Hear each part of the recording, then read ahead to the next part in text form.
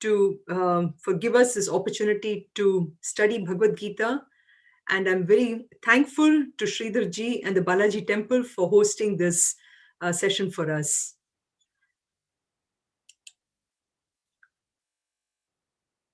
Om.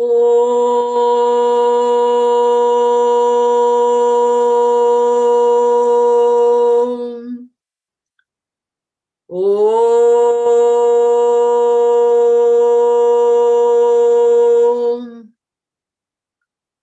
Om.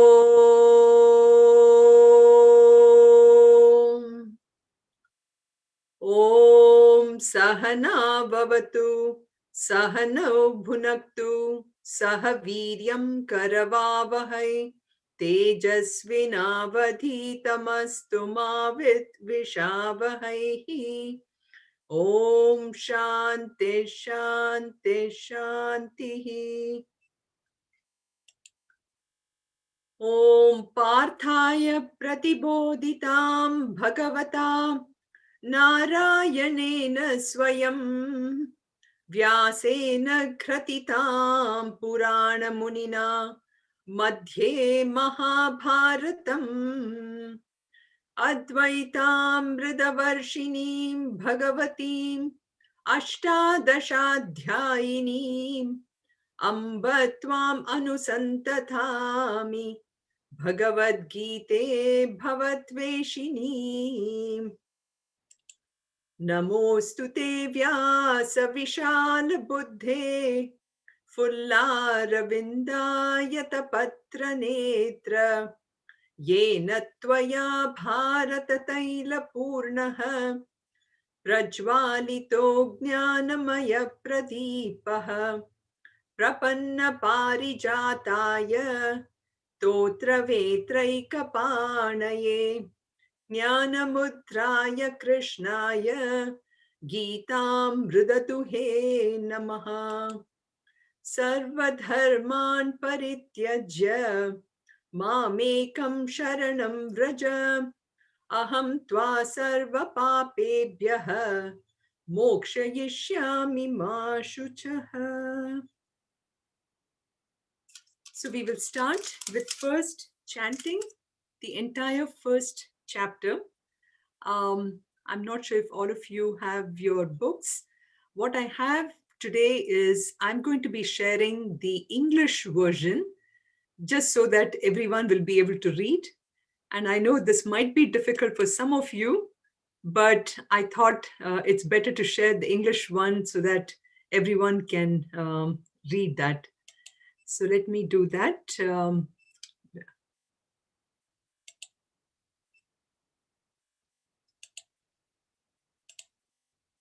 Okay. I think everyone can see this. I'm going to use the Sanskrit version though, and so I will flip the pages as well as be flipping this at the same time. Om Shri Paramatmane Namaha. Atha Prathamodhyayah Dhritarashtra Uvacha Dharma Kshetre Kurukshetre Samaveta Yuyutsavaha Mamakah Pandavaschaiva Kimakurvata Sanjaya. Sanjaya Uvacha Drishtva Tu Pandavanikam Vyudham Duryodhanastada Acharya Mupasangamya Raja Vachanam Abhravit Pashyaitan Panduputranam Acharya Mahatim Chamum Vyudham Drupada Putrena Tava Shishyena Dhimatam Atra Shura Maheshwasaha Bhimarjuna Samayudhi Yuyudhano Viratascha Drupadascha Maharataha Drishtaketushchekitanaha Kashirajascha Viryavan Purujit Kuntibojascha Shaibhyascha Narapungavaha Yudha Manyuscha Vikrantaha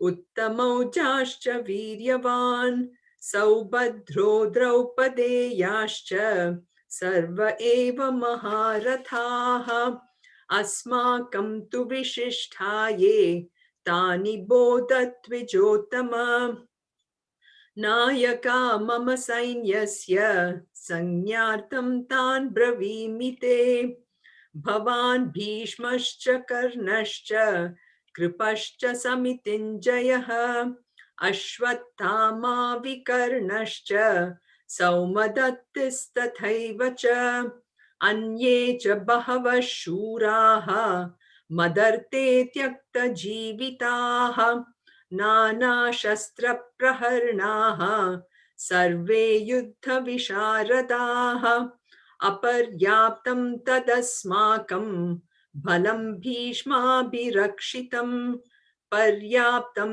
त्विदमेतेषां बलं भीमाभिरक्षितम् अयनेषु च सर्वेषु यथा भागमवस्थिताः भीष्ममेभाभिरक्षन्तु भवन्तः सर्व एव हि तस्य सञ्जनयन् हर्षं कुरु वृद्धः पितामहः सिंहनादं विनद्योचैः शङ्खं दद्मौ प्रतापवान् ततः शङ्काश्च भैर्यश्च पणवानकगोमुखाः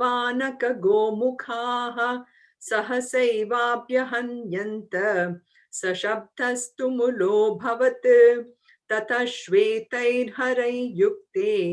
महति स्यन्दने स्थितौ माधवः पाण्डवश्चैव दिव्यौ शङ्कौ प्रदध्मतुः पाञ्चजन्यं ऋषिकेशः देवदत्तं धनञ्जयः पौण्ड्रं दद्मौ महाशङ्कं भीमकर्मावृकोदरः अनन्तविजयं राजा कुन्तीपुत्रो युधिष्ठिरः नकुलः सहदेवश्च सुघोषमणिपुष्पकौ काश्यश्च परमेश्वासः शिखण्डी च महारथः दृष्टद्युम्नो विराटश्च सात्यकिश्चापराजितः द्रुपदो द्रौपदेयाश्च सर्वशः पृथिवीपते सौभद्रश्च महाबाहुः शङ्कान् दद्मुः पृथक् पृथक्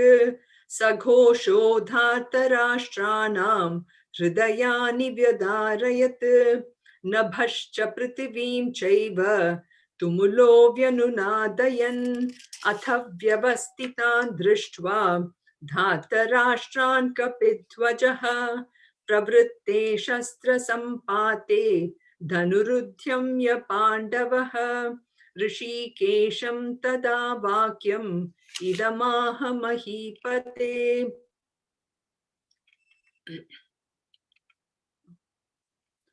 अर्जुन उवाच सेनयोरुभयोर्मध्ये रथं स्थापयमेच्युत यावदेतान् निरीक्षेऽहं योद्धुकामानवस्थितान् कैर्मया सह योद्धव्यम् अस्मिन् रणसमुद्यमे योत्स्यमानानवेक्षेऽहं य एतत्र समागताः धार्तराष्ट्रस्य दुर्बुद्धेः युद्धे प्रियचिकीर्षवः सञ्जय उवाच एवमुक्तो ऋषिकेशः गुडाकेशेन भारत सेनयोरुभयोर्मध्ये रथं स्थापयित्वा रथोत्तमं भीष्मद्रोणप्रमुखतः सर्वेषां च महीक्षिताम् उवाच पार्थ पश्यैतान् समवेतान् कुरूनिति तत्रा पश्यात् स्थितान् पार्थः पितॄनथ पितामहान् आचार्यान् मातुलान् भ्रातॄन् पुत्रान् पौत्रान् सखींस्तथा श्वशुरान् सुहृदश्चैव सेनयोरुभयोरपि तान् समीक्ष्य स कौन्तेयः सर्वान् बन्धून् अवस्थितान् कृपया परयाविष्टः विषीदन् इदमब्रवीत् अर्जुन उवाच दृष्ट्वेवं स्वजनं कृष्ण युयुत्सं समुपस्थितं सीदन्ति मम गात्राणि मूकं च परिशुष्यति वेपतुश्च शरीरे मे रोमहर्षश्च जायते गाण्डीवं संस्रंस्तते हस्तात् त्वक्चैव परिदह्यते न च शक्नोम्यवस्थातुं भ्रमतीव च मे मनः निमित्तानि च पश्यामि विपरीतानि केशव न च श्रेयोनुपश्यामि हत्वा स्वजनमाहवे न काङ्क्षे विजयं कृष्ण न च राज्यं सुखानि च किं नो राज्येन गोविन्द किं भोगैर्जीवितेन वा येषामर्थे काङ्क्षितं नः राज्यं भोगा सुखानि च त इमेव स्थिता युद्धे प्राणां त्यक्त्वा धनानि च आचार्यः पितरः पुत्राः तथैव च पितामहाः मातुला श्वशुरः पौत्राः श्याला सम्बन्धिनस्तथा एतान् हन्तुमिच्छामि घ्नतोऽपि मधुसूदन अपि त्रैलोक्यराज्यस्य हेतो किं नु मही कृते निहत्य धार्तराष्ट्रान्नः का प्रीतिः स्या जनार्दन पापमेवाश्रयेदस्मान् हत्वा ते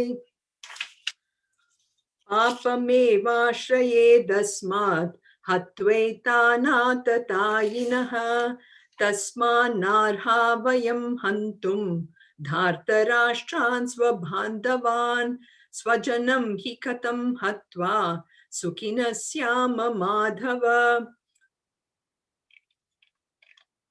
यद्यप्येते न पश्यन्ति लोभोपहत चेतसः कुलक्षयकृतं दोषं मित्रद्रोहे च पातकं कथं न ज्ञेयमस्माभिः पापादस्मान् निवर्तितुं कुलक्षयकृतं दोषं प्रपश्यद्भिर्जनार्दन कुलक्षये प्रणश्यन्ति कुलधर्मा सनातनाः धर्मे नष्टे कुलं कृत्स्नम् अधर्मोऽभिभवत्युत अधर्माभिभवात् कृष्ण प्रदुष्यन्ति कुलस्त्रियः स्त्रीषु दुष्टासु वार्ष्णेय जायते वर्णसङ्करः संकरो नरकायैव कुलज्ञानां कुलस्य च पतन्ति पितरो ह्येषां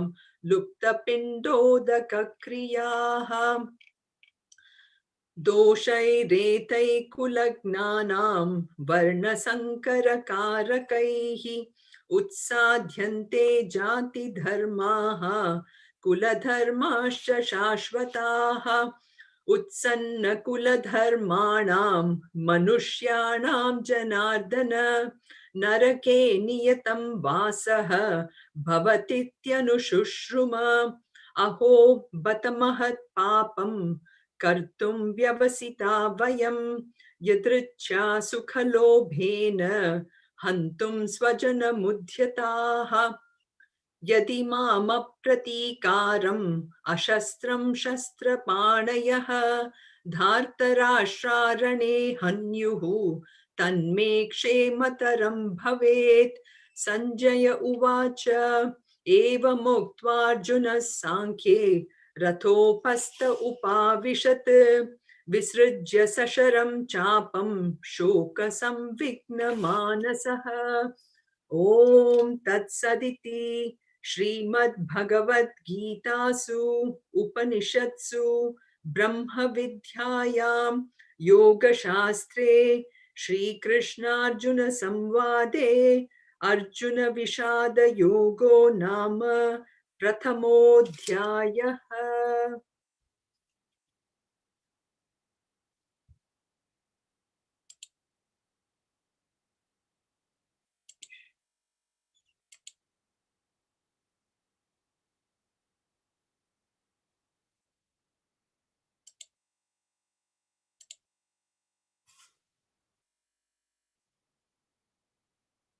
So can you see my screen? The single screen, right? Yeah. Okay. Yes. Very good. Okay.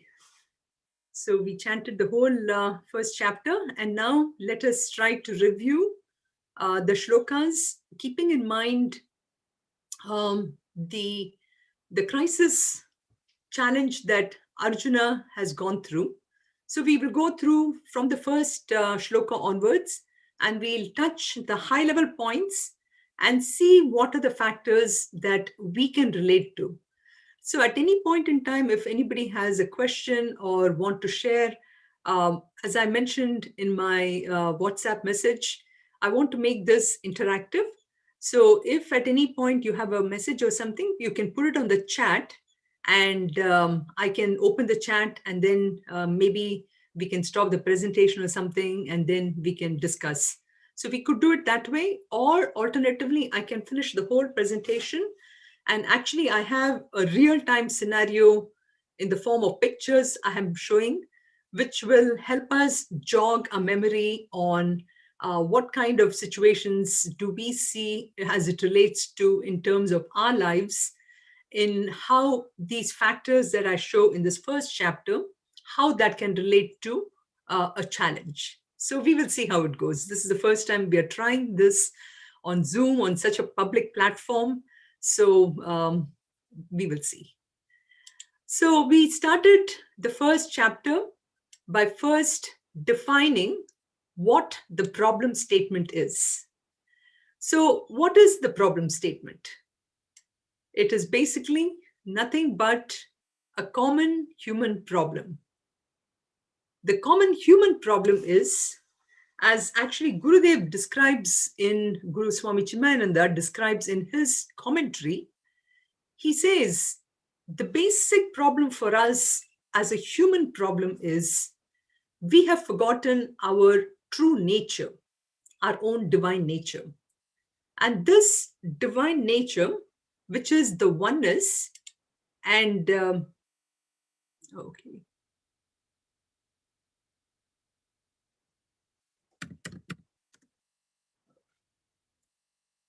Second.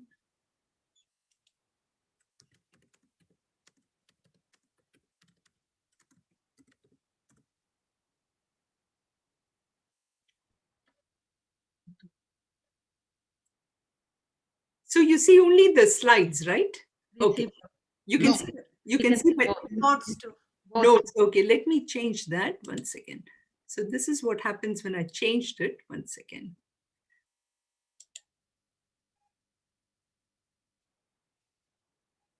Okay.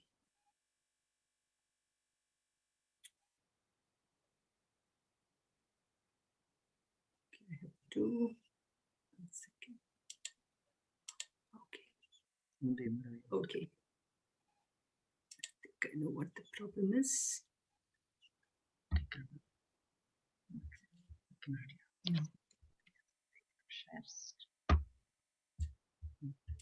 Go back and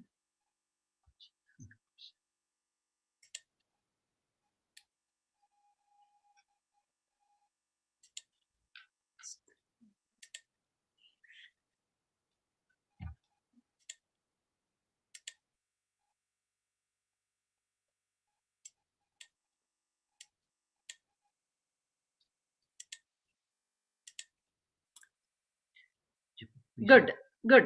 yeah, good, very good. Yes, when I change the documents, that happens. Okay. So this is where we were. So we call this as a human problem. And the basic human problem we defined as the fact that we are not aware of our own divine nature, which is our own true nature, which is nothing but the pure love, pure ananda. We are so identified with our body, mind, and intellect that it gives rise to this false ego in us. And it is with this ego that we transact in this world.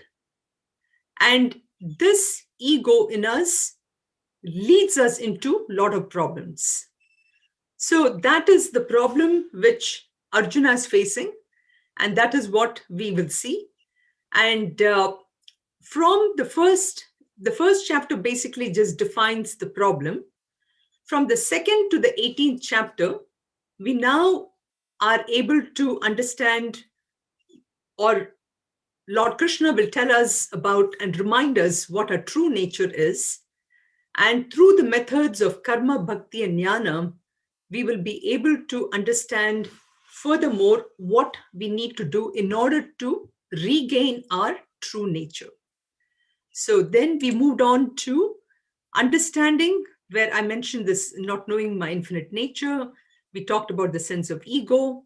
And the way this ego works is it leads us to really into a false identification with our body, mind, and intellect. And through this, to all our attachments, through the roles at which we play. And because of this, that leads to a lot of tendencies, which I'm calling here as negative tendencies. And this one is what we need to understand and to get rid of. So the whole Bhagavad Gita is a reminder to what is my duty.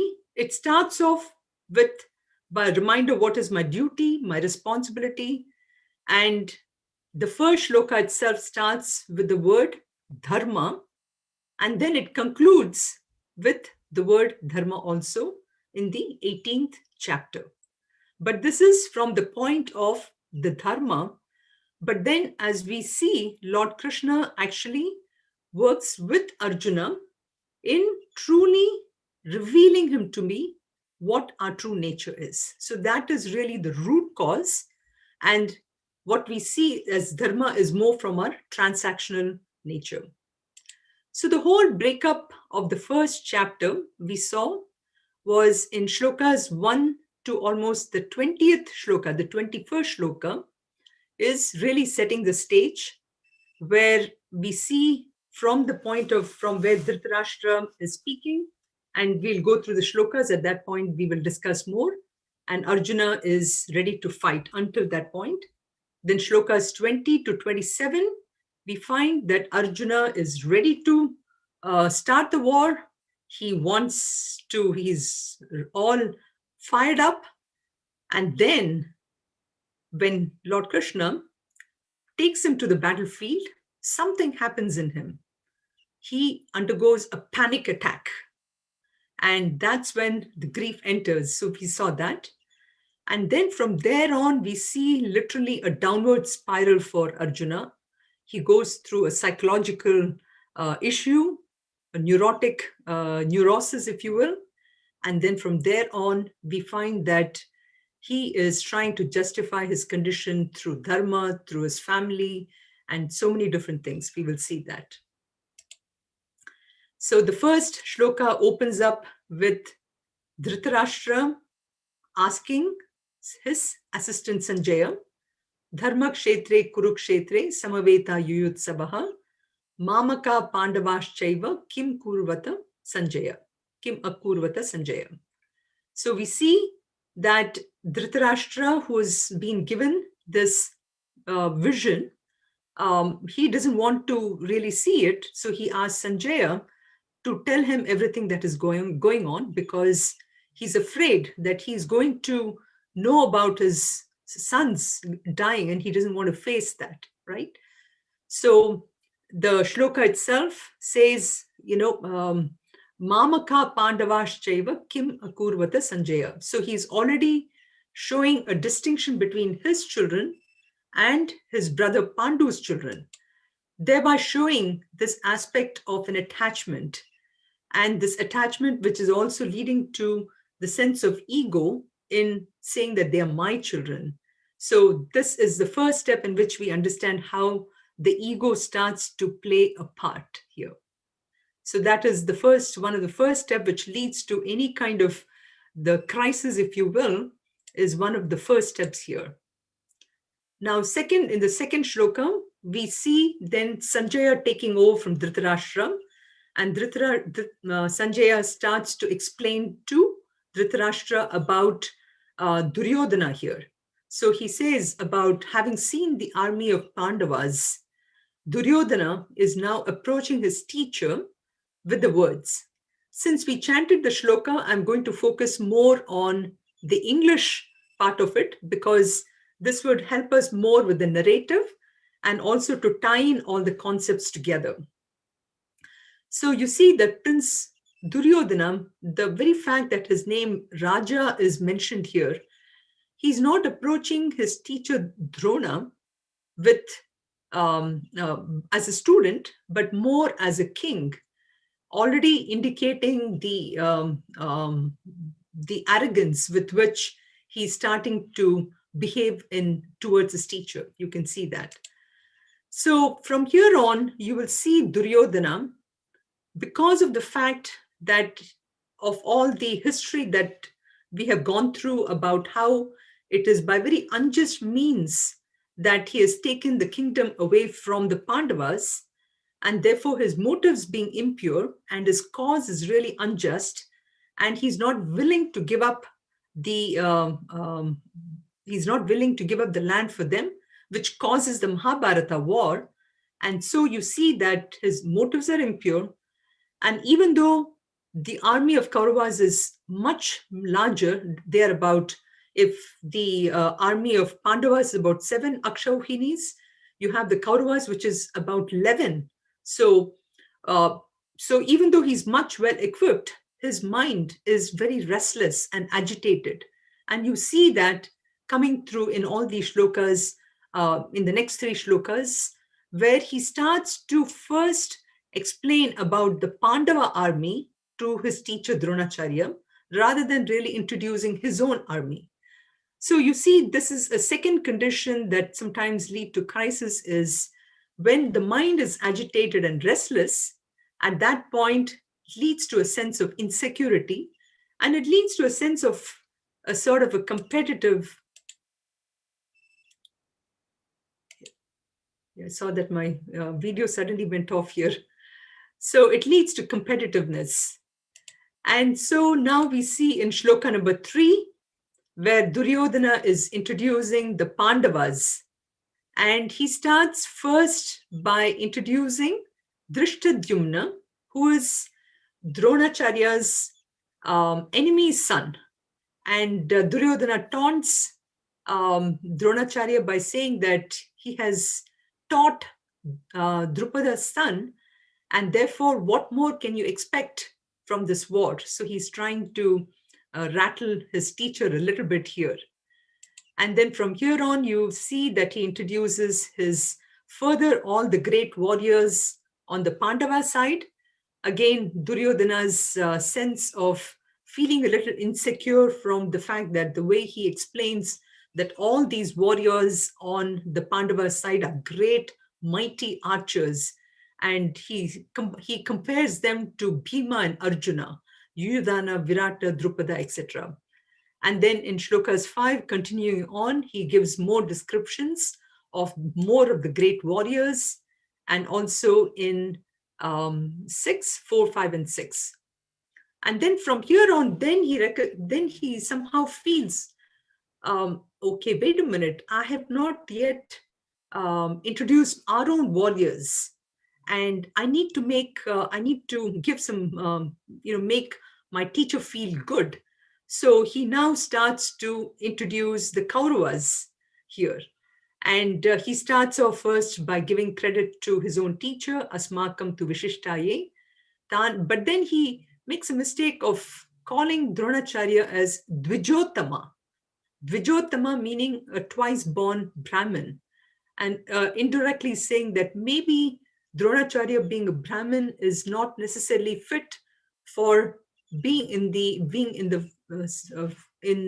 as somebody leading an army here.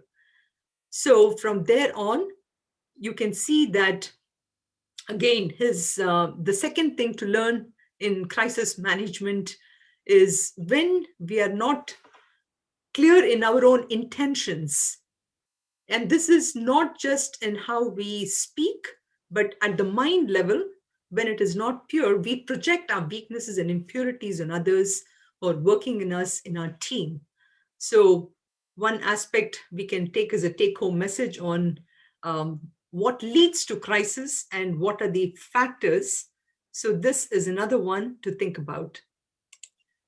So from here on, then you see that he praises his Bhishma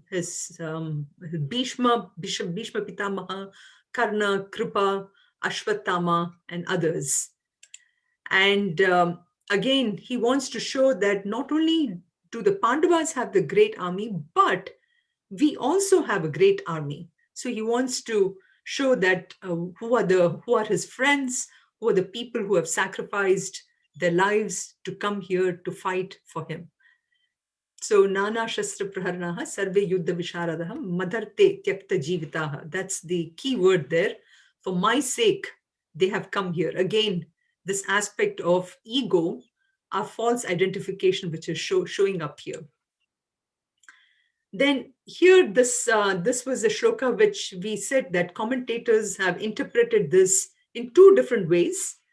One is to say that aparyaptam tadasmakam balam bhishma bhi rakshitam, paryaptam tvidametesham balam bhima bhi rakshitam, which is, so one way to interpret this is the army of us, which is defended by Bhishma, is insufficient, whereas the army of Pandavas, even though they are smaller, they are sufficient. Or the other way of looking at it is he's saying that our army, this word aparyaptam can be interpreted as either as insufficient or unlimited. So if we take the meaning of unlimited, now this shloka means this army of ours, which is protected by Bhishma, is unlimited, whereas that the army of theirs protected by Bhima is limited. So, but this can be interpreted by saying that even though their army is smaller or limited, but yet they have Lord Krishna, and so therefore, again, my video is again gone off. I don't know why. So maybe in that sense, their army still is probably better than ours, even though their army may be limited. So again, just indicating the mental agitation of Duryodhana, which again shows that when the mind is not clear or the mind has something at the back of my mind, as much as I want to really do my job really well, that aspect of purity of the mind can interfere with the job in hand. So in 11, we see that by praising Bhishma, by saying that I want Bhishma to be protected, in some sense, he is sort of ignoring Dronaji here, but he's trying to show that how Bhishma needs to be really protected, and therefore he's asking everyone to step up. And now with this conversation going on, we see Bhishma, Pitamaha, who's standing by, who's listening in the conversation, is finding that Duryodhana is not fully ready for the war. So he decides that he has to do something about it, and he sort of fires the first bullet, so to speak. So he actually sounds his conch, which is a lion's road. So he blows that. And once he does that, immediately the rest of the Kauravas, they start to blow all their conches also. But here, the interesting part here is not only do they blow their conches, but they have all kinds of other kinds of equipments, the military drums, the cow horns, the tabors, everything is blowing, and they create some kind of a noise. The noise is not very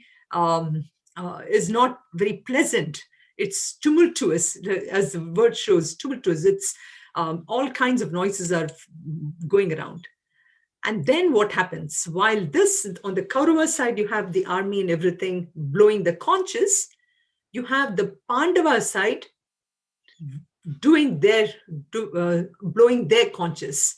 So you see the first conch sound comes from both the conches of Lord Krishna and Arjuna. And this is reflected in the shloka 14, where we see that 14 and 15. Panchajanyam Rishikeshaha Devadattam Dhananjaya. So Panchajanyam is Lord Krishna's conch, and Devadattam is Dhananjaya's conch, Dhananjaya being Arjuna. And once they blow, then it is followed by the conches of others like Yudhishthira, Nakula, Sahadeva, Ananta Vijayam, which is Yudhishthira's conch, and Nakula's conch is Sughosha, then Manipushpaka is Sahadeva's conch. All these conches, they blow and they create such a beautiful sound, along with also all the other warriors. They all blow their conches too.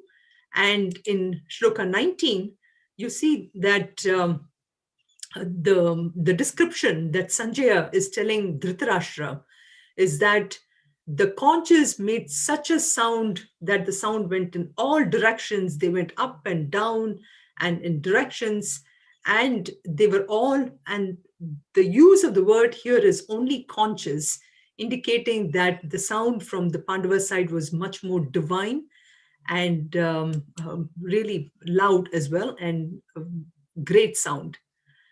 So after this, you find that having the conches are blown, and now slowly we come to the important aspects here. You see that Arjuna, who was now watching the army from a distance, now wants to go in front and check out the army. In a way, this is also reflected in the words atha vyavastitan drishtva, the word atha being very mangalam, very auspicious, indicating that something is going to happen here. And what is that something? That is, the teaching will slowly start. But before the teaching is going to happen, something else needs to happen, and that is a couple of steps, which is we need Arjuna to actually convert himself to a disciple. And by converting himself to a disciple, only then would he be ready for the teaching.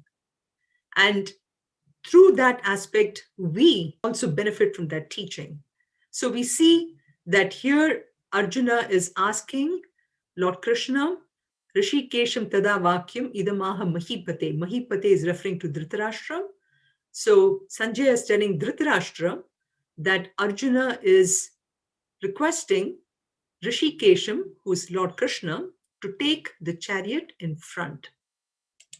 So what does Lord Krishna do now? Lord Krishna now takes the chariot and he places it. It will come in this next shloka here. So Arjuna is asking for, but before that, we see that Arjuna is asking Lord Krishna to take it in front. And Arjuna tells Lord Krishna that he wants to do first, he wants to see who are the people in front with whom he has to fight. So that's one. And then second thing he says is, who are the people who are supporting this evil-minded Duryodhana? Pay attention to these. These are the important dialogues here. Arjuna, who was now referring to Duryodhana as evil-minded, is going to change his tune completely in just a few shlokas. So Durbuddhehe, which is the Dhartarashtrasya Durbuddhehe, will be changed very soon. So now we see Sanjaya building up the story here. He says that you have Krishna, Lord Krishna, Rishikeshaha. Now he takes the chariot and then he places in the middle of both the armies. And not only that, he says the only 5 words in this shloka. And what is that? He says, Pashetan samavetan kuru niti. O Partha. Partha pashetan samavetan kuru niti. He doesn't say that, okay, I've placed the chariot here. But he says something which triggers the crisis, literally triggers a crisis. He tells him that look at the family of Kurus. And Arjuna also belongs to the Kuru dynasty. So what does he do? What does he see? He actually sees not the enemy now. He doesn't see the enemy. He doesn't, as a warrior, his job is now to have forgotten all who he is and take his duty very seriously and look at the enemy for who they are. But no, he doesn't do that. He sees all his relatives. He sees his fathers, his grandfathers, all his teachers, Matulan, his uncles, Bratran, his brothers, sons, grandsons, friends, everybody he sees there. And not only that, he also sees his father-in-law, and this is not just on the opposite side, he sees on his own side, everywhere. It's only his family. And essentially, what he sees is in and through everyone, he sees his own people. And at that point in time, he starts to break down. And this is really the crux of the problem. This is what we call as the Arjuna disease. Shankaracharya ji in his Bhashya says this beautifully as Aham Esham Mama Ete, meaning I am this Arjuna, and all these people and these people in front of me are mine. Aham and Mama. And this is reflected in the next few shlokas. He says, Drishtvevam Swajanam Krishna Yuyutsam Samupastitam. I don't see the enemy now. I see my kinsman. And the minute I see mine, you can see that attachment of his that comes through here. Everything is from the mind level. He sees this as his own. And so immediately my limbs fail, my mouth is parched, my body quivers, my hair stands at an end. You see that Arjuna is overpowered by his attachment, and this attachment that leads to his grief, the shokam, and it doesn't stop there. It goes on even further and does even more damage. And that you see in the shlokas 30, where he says, I am so helpless. I cannot even hold my bow. I cannot stand. My skin is burning. And my mind is, I'm in a dizzy spin here. And he starts to imagine things. He says, I see omens. And after that, he sort of steadies himself a little, I think. And then he says, he tries to see, he's trying to now talk to Lord Krishna, and say that I don't see any good about killing my own kinsman. You see how the tables have turned so suddenly here? And he says, I desire not victory. I don't want any kingdom. I don't want any pleasures. These are careful words. Suddenly, for him, he's reminded of what he came here for the battle. And he's saying that he doesn't want any of this. And then he starts to talk about that, what good is all this? Why should I really care?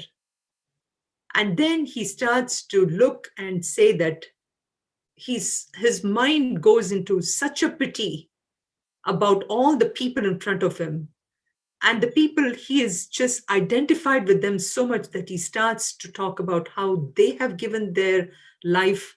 So what is he doing here, trying to take their lives away? And then he says, again, referring to them as his own people, my own teachers, my own brothers, my own fathers, all this, everything is from his standpoint. He starts to say that. And then he starts to say that he's not here, not just, I mean, not that he even cares for his own kingdom, but he doesn't even care if for anything that is given to him, whether it is the heaven or the three worlds, all of them, none of them really matters to him. And he starts to then say that these things, if at all, not only if by killing all these people, now he is uh, they'll be reaping so much amount of sin. So what kind of pleasure would he get out of all this? And here the word atatayinaha, we saw it, which is about how these atatayinahas are people who have committed a lot of things. So in the Shastras, there is rules that one is allowed to kill these people when they have done a lot of harm for you. So there's about 6 things, we looked at that. And then he starts to say that he's just not justified in killing any of his relatives, and saying, how can we be happy?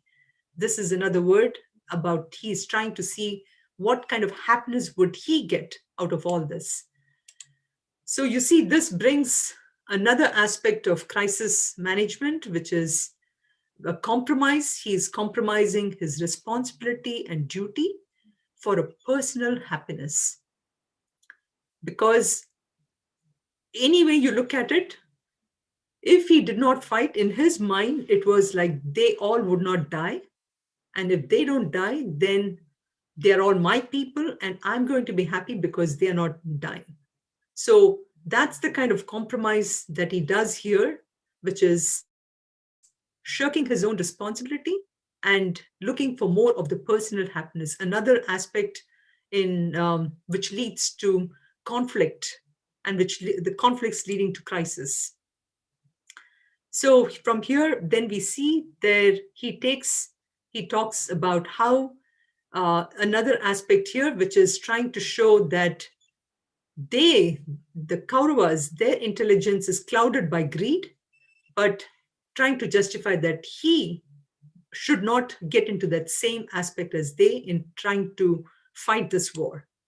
And then from there, again, looking at the family side, he says that if we were to destroy them, then that is going to lead to a lot of loss in traditions and the loss in spirituality. And when there's a loss in spirituality and religious traditions, then that will lead to many problems in society. And from there on, it'll lead to even people not being able to conduct the basic rituals at the homes, like Shraddham and everything. And then from there, he goes on to say that the only thing that you would get from this is a hell.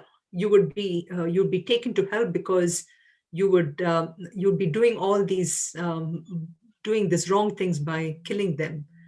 So finally, he gives up and he says that he doesn't want to do this. And you see that I just put the same thing again to indicate the Arjuna disease has gotten into him so much about his attachments. And finally, you see that he says that he's willing to even die in their hands rather than him killing them. So in the last shloka, finally, we had Sanjaya, who says that this key word here, shoka samvigna manasaha, where he is now, Arjuna is so overwhelmed by this grief, and he is literally drowning in sorrow. So this, in a sense, is the whole first chapter.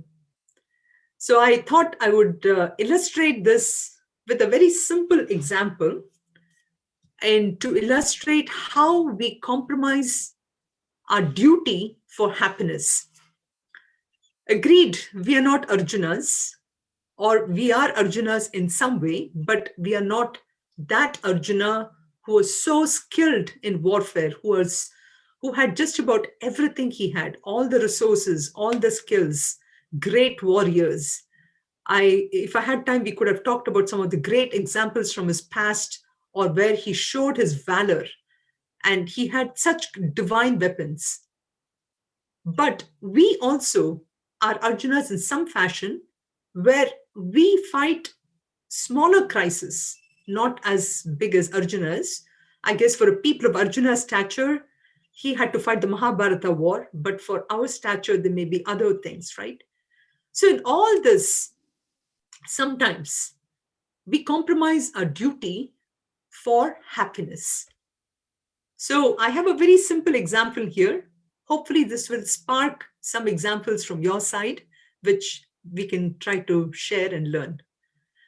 So, this is a very simple story of a person who works as an inspector for an environmental company. Okay. He loves his job, but then his pay is not that great. And when he talks to his friends, who's his own classmates, okay, when he talks to his classmates who studied with him, they all tell him what fancy cars they drive and what expensive suits they wear and what kind of watches they wear, all this. So this guy, let's call him Mark. Okay, so Mark really now looks at it and he says, "Okay, so I wish I could be like my friends." So once what happens is he's sent on a business trip, and he goes on this business trip to a small town to inspect a chemical plant for air emissions. From day one, he notices that the air purification system was outdated and the emission standards of that plant is much lower than the state standards. Okay. So he goes to the director and shows him the report and tells him about all the problems. So the director says, "Oh, why don't you just come for lunch? Let's go for lunch and we'll talk about it." So they start talking, and then the director explains to him, saying that, we really don't have any money in our budget to do any kind of upgrades for the system to put to for this purification this. So why don't you change the numbers on your report? You just change the report numbers and then give it to me and I'll sign off and everything.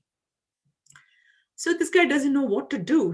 And then the director pushes a napkin, and so this guy reads it, and he just looks at the numbers, the number of zeros in there, and he feels he just thinks about it.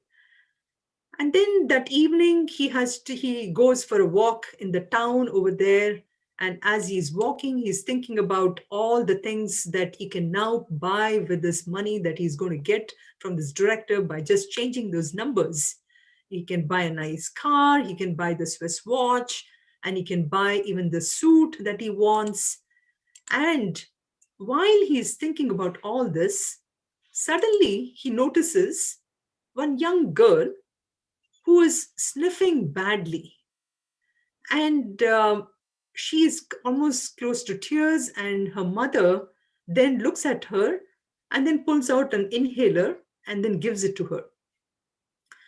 So the kid then takes the inhaler thing, and she's still suffering through it. And when Mark goes to talk to her, she says about how she's suffering all this, and the mother is also very upset about it, says that, "I don't know when this chemical plant will get out of this place because we are suffering through so much of allergies here." So Mark thinks about it, and he wonders, is it right on his part now to think about all the things that he can get from that money, or should he do something about it? So the next day he has to meet the director. The director greets him, and then the monk then tells the director that he cannot accept the report, the way any changes in it, and tells him that you can keep the money, and then he leaves. And then very soon, within 3 months, the plant decides to change all the controls and everything, and the town gets much cleaner atmosphere. So how does it really tie to Bhagavad Gita chapter 1? As I said, we may not necessarily fight those wars, But there is something that we also owe to ourselves, which is having a clean mind in how we do things. So this is how I thought we can relate to it. So I want to open this up and see if any of you have any comments or any other things that you would like to share with. Sorry, it did go a little longer than I expected, but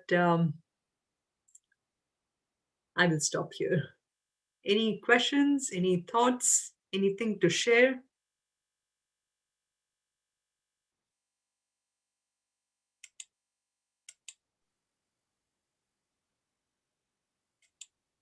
I think you narrated Dharma very well in this story, and also the duty. Thank you, Anita.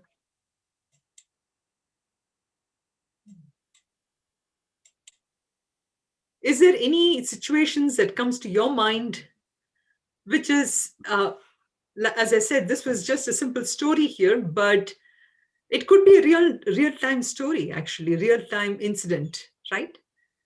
And something which, how we, how a duty can be compromised for getting something else out of it.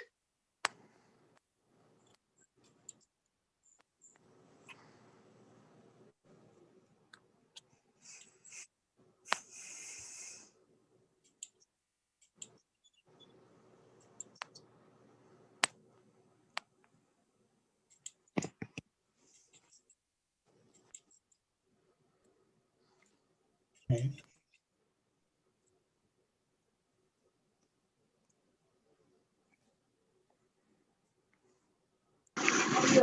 I at the top of my head, I cannot remember anything that, but I know day to day life, we do come across those kind of situations where we have to, okay, we need to get this done quickly, but we know this is not the right way to do it. Is, we should spend, but it's like, I guess we overstuff ourselves, or it's like we get too many things that we want to cram in X amount of time.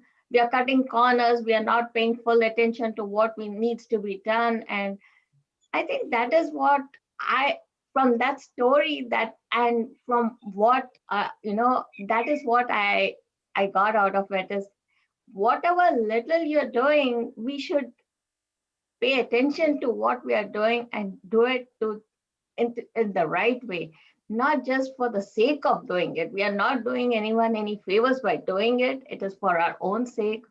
Do it. Mm-hmm. Mm-hmm. Yeah, it's a very good point, Suvarna. I think at the end of the day, we do tend to do multiple things also because we think we're going to get more happiness out of it. At the end of the day, if we take one thing and do it really well, and focusing only on the aspect of doing it well without expecting anything out of it, and we're not, in the second chapter, when we go, we'll be talking more about the outcome, the result, and how, all those aspects. But in the spirit of the first chapter, for what it is trying to say, um, what it is, in a sense, is if I can take one thing and I do it really well, then, the happiness that I get out of one thing is probably the same as if I'm trying to do multiple things. The only thing is, I'm doing multiple things, my attention gets scattered, and because of that, I don't tend to do a good job. So then my mind is always restless, and I'm not going to get happiness out of it, right? Quality versus quantity. That's it. Exactly. Yeah. But quality versus quantity is one thing, but even then, this aspect of the mind is an important aspect to pay attention here, because we are talking about how the mind gets agitated because of the purity of mind not being there, right? Of course, yeah. Yeah. So, Sunitha ji, I have one example. Now being the pandemic, most of us are working from home. yes. 8 hours we're supposed to work, right? Instead of working, we can, tend to do our household work, like throwing a laundry, or I think that's when you feel like you have to think, am I really doing the right thing? Yeah. Very good point. And that aspect of, when I don't focus completely on the duty for the sake of doing it, then the mind tends to um, take it to different places where it has more of, what should I say, where it can find greater happiness, if you will, right? Even though doing laundry is not going to give me a lot of happiness, but in a sense, it's going to relieve me of something else, right?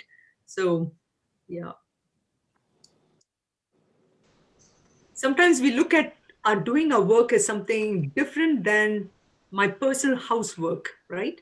But actually, they're all on the same level. So long as you do justice to your work, that's it. Yeah. But hopefully, I mean, that example sparked some ways of looking at this chapter, because at the end of the day, studying Bhagavad Gita is more for our own transformation from where we Exactly. are. Yes. And it's not just learning something for that. So for that reason, I thought putting something like this will spark some ideas.